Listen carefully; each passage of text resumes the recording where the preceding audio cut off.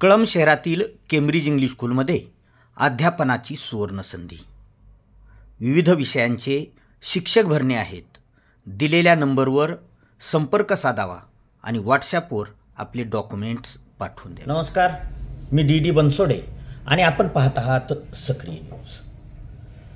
शिक्षण हे सर्वसामान्यांच्या आवाक्याबाहेर जात आहे हे मागच्या काही दिवसांपासून बोलल्या जातं आणि खरोखरच मोठमोठ्या शहरांमध्ये किंवा जे वेगवेगळे क्लासेस आहेत त्यांची फीस जर आपण पाहिली तर खरोखरच सर्वसामान्यांना ती न परवडणारी आहे.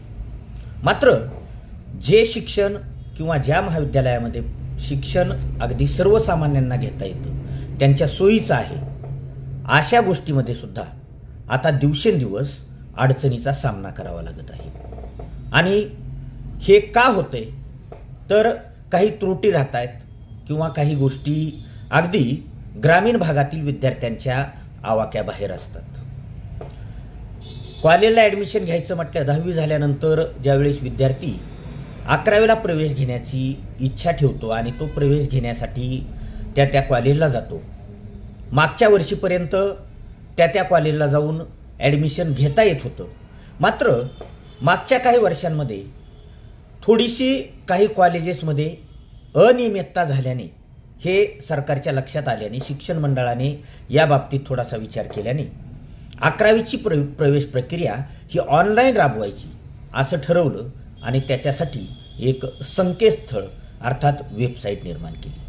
त्याचा प्रोग्रामही जाहीर केला आणि त्यानुसार 26 मे पासून 3 तारखेपर्यंत जे विद्यार्थी 11वीला प्रवेश घेऊ इच्छितात त्यांना त्या पोर्टलवर रजिस्ट्रेशन करण्याचे सूचना दिल्या.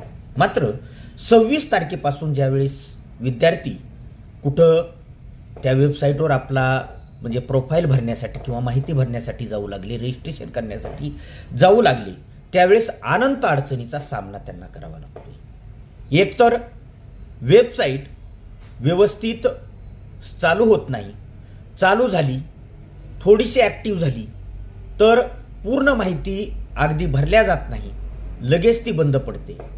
पार्ट 1 भरला तर पार्ट 2 ओपन होत नाही, कधीकधी पेमेंट होत नाही, पेमेंट झालंच तर ते अपडेट होत नाही. आता यामध्ये अडचण नेमकी आहे कुणाची तर विशेषतः ग्रामीण भागातील विद्यार्थ्यांची अडचण आहे. कारण का तर ते विद्यार्थी ज्या ग्रामीण भागामधील गावामध्ये राहतात त्या गावामध्ये अशा प्रकारची ऑनलाईन फॉर्म भरण्याची सुविधा उपलब्ध नसते. मग परिणामी त्यांना शहराच्या ठिकाणी यावं लागतं आणि शहराच्या ठिकाणी यायचं म्हटलं की पालकाला घेऊन यायचं. पालकाला जरी घेऊन आलं तरी आल्यानंतर आपल्या पाल्याचा किंवा त्या विद्यार्थ्याचा रजिस्ट्रेशन फॉर्म भरल्या जाईल याचीही काही शाश्वती नाही, गॅरंटी देता येत नाही. अनेक शहरामध्येही 11वीचे फॉर्म भरून देण्याचे काही नेट कॅफे आहेत, कॉम्प्युटर सेंटर आहेत, त्या ठिकाणी तो 11वीचा फॉर्म भरण्याचा प्रयत्न केला जातो. मात्र सकाळी ग्रामीण भागातून विद्यार्थी आलेला असताना दिवसभर थांबूनही त्याचा कसल्याही प्रकारचा फॉर्म भरला जात नाही आणि नाविलाजाने त्याला पुन्हा परत जावं लागतं. ठीक आहे, एका चक्रामध्ये नाही झालं दुसऱ्या तरी चक्रामध्ये व्हावं अशी अपेक्षा असते. दुसऱ्या चक्राला सुद्धा तो फॉर्म भरला जाईल याची शाश्वती नाही, कारण अनेक विद्यार्थ्यांना 2-2, 3-3 चक्रा मारल्या तरीही आणखीन फॉर्म भरला गेलेला नाही. मग आता 26 ते 3 जूनपर्यंत हा जो कालावधी आहे तो कालावधी आहे विद्यार्थ्यांना रजिस्ट्रेशन करण्याचा.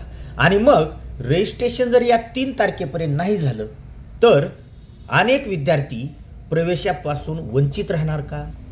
ज्यांचा फॉर्म भरला गेला नाही, रजिस्ट्रेशन झालेलं नाही, त्यांचं काय याचाही कुठंतरी विचार करणं गरजेचं आहे. मग वेबसाईट स्लो असेल किंवा त्याच्यामध्ये काही तांत्रिक बिघाड असेल तर ते तात्पुरत्या प्रमाणामध्ये जरी थोड्याफार प्रमाणात चालत असली आणि जर कित्येक म्हणजे शिक्षण मंत्री माननीय दादा भुसे यांनी काल सांगितलं की राज्यामध्ये 6 लाख विद्यार्थ्यांनी रजिस्ट्रेशन केलं.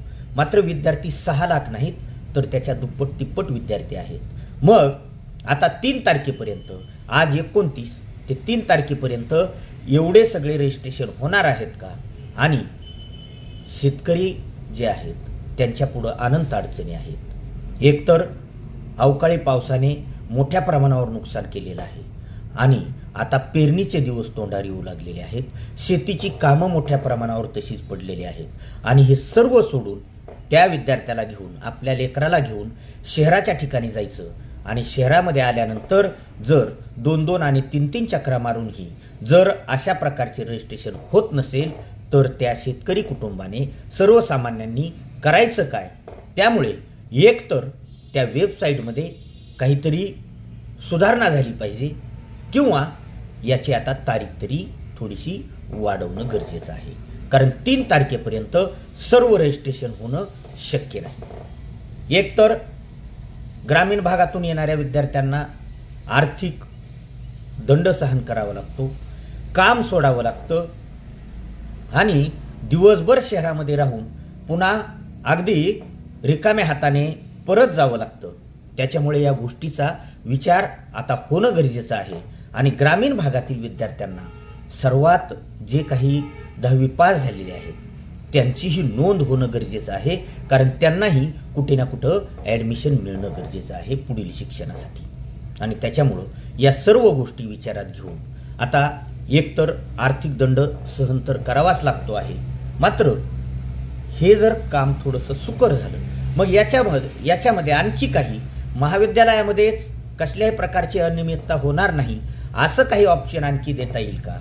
किंवा त्याला जवळच किंवा तो ज्या जवळच्या महाविद्यालयांना प्रवेश घेऊ इच्छितो तिथं काही सोय करता येईल का? असंही करणं गरजेचं आहे. मात्र सर्व विद्यार्थ्यांचे फॉर्म हे भरल्या गेले पाहिजेत, रजिस्ट्रेशन झालं पाहिजे आणि जो हा नाहक त्रास होतोय तोही अगदी त्यांचा कमी झाला पाहिजे. तर ग्रामीण भागातील विद्यार्थी प्रवाहामध्ये येतील आणि पुढचं शिक्षण घेतील.